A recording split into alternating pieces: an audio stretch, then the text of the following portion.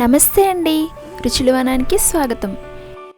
ఈరోజు మనం చేయబోయే రెసిపీ పిల్లల నుండి పెద్దల వరకు అందరికీ ఇష్టమైన వెజ్ ఫ్రైడ్ రైస్. హోటల్కి వెళ్ళనక్కర్లేకుండా ఇంట్లోనే ఉన్న కూరగాయలతో రెస్టారెంట్ స్టైల్ రుచి ఎలా తెప్పించాలో ఇప్పుడు చూపిస్తాను.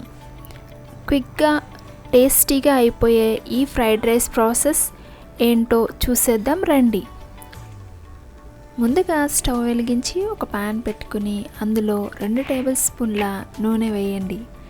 నూనె కాగాక సన్నగా కట్ చేసిన 1 టీ స్పూన్ అల్లం, 1 టీ స్పూన్ వెల్లుల్లి ముక్కలు వేసి 1 నిమిషం పాటు వేయించండి. ఆ అల్లం వెల్లుల్లి వేగుతుంటే వచ్చే ఆ వాసన ఉందే, అదే ఫ్రైడ్ రైస్కి అసలైన రుచి. ఇప్పుడు సన్నగా కట్ చేసిన 1 ఉల్లిపాయ వేసి కొంచెం వేయించండి. తర్వాత మనం కట్ చేసి పెట్టుకున్న కూరగాయలు అంటే 1 పావు కప్ క్యాప్సికమ్, 1/2 కప్పు క్యారెట్, పావు కప్ పచ్చి బఠానీ, ఇంకా 1/2 కప్పు క్యాబేజీ వేయాలి.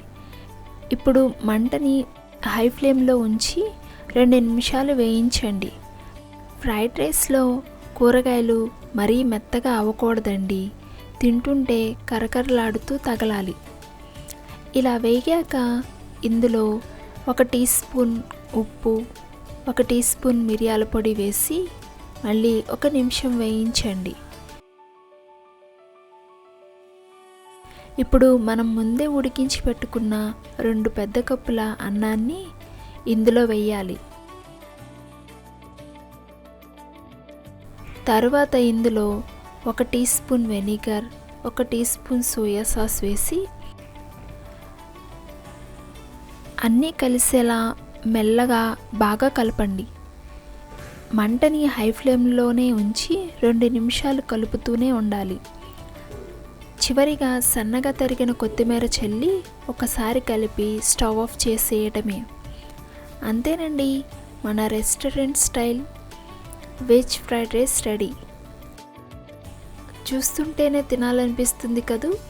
మరి మీరు కూడా వెంటనే ట్రై చేసి ఎలా వచ్చిందో నాకు కమెంట్స్లో చెప్పండి. వీడియో నచ్చితే లైక్ చేసి మన రుచుల వనం ఛానల్ని సబ్స్క్రైబ్ చేసుకోవడం మర్చిపోకండి. మళ్ళీ మరొక మంచి రెసిపీతో కలుద్దాం. సెలవు.